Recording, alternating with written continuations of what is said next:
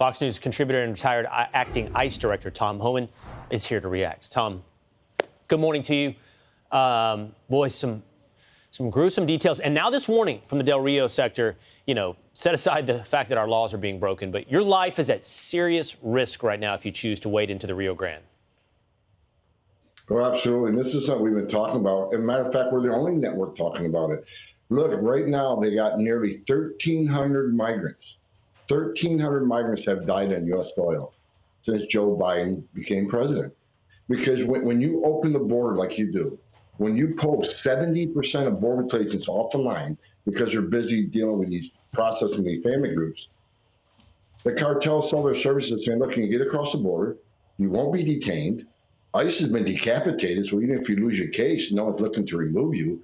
The most vulnerable people in the world are going to put themselves in the hands of criminal cartels that come to the greatest country on earth. And when they do that, many of them are going to die. 30% of women get sexually assaulted.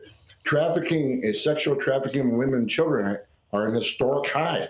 And not only are migrants dying at record levels, U.S. Americans are dying from drug overdoses because the drugs are flowing across that border at record pace. Because again, 7 out of 10 border patrol agents are no longer on the line. 7 out of 10. It's a staggering number. No longer on the line.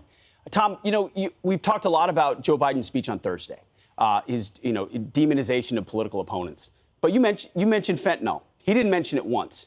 You mentioned crime. He didn't mention it once. You mentioned the border. You're harping on it, rightfully so, every single day. He didn't mention it once. So what's your message to, as we approach the midterms? There's a lot of people that want to talk about a lot of different things or distracted by different issues. How do we keep this issue front and center when the media wants to completely ignore it? First of all, I watched that speech. He used the rule of law numerous times. He can take rule of law, really? You're ignoring the laws enacted by Congress by not enforcing border security, by not letting ICE arrest criminal aliens and removing them. But what we got to tell American people, I don't care what your opinion is on illegal immigration, but when you open the border like this administration has done, not only do you bring a humanitarian crisis and record number of migrants will die, children will drown, women will be raped. In addition to that, when you open the border up, that's when the fentanyl comes across that are killing our young children. And they've already arrested over 60 people on the terrorist screening database. We know as of right now, there's 900,000 gotaways since Joe Biden became president. They've arrested migrants from 161 countries. Many of these countries sponsor terrorism. So if they've arrested over 60, how many of that 900,000 came here to do this country harm?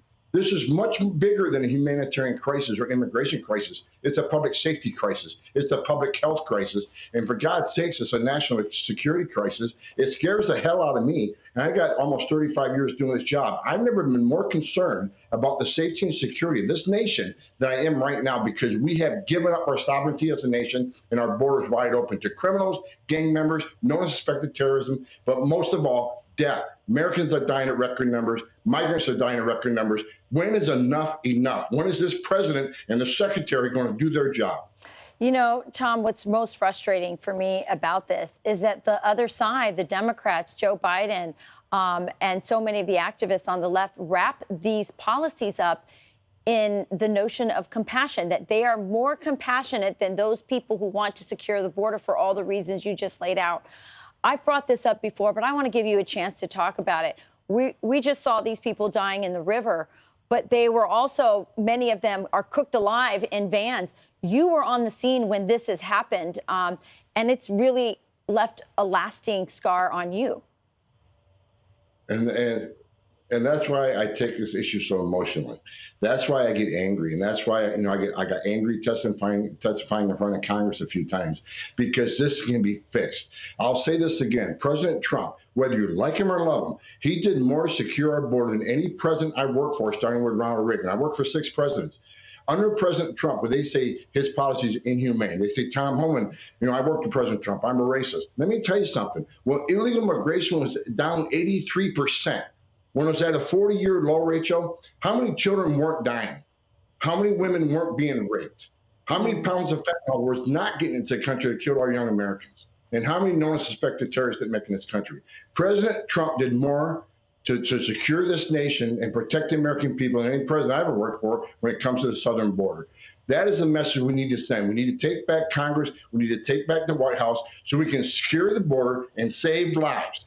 A secure border, defending the border, saves lives. Bottom line.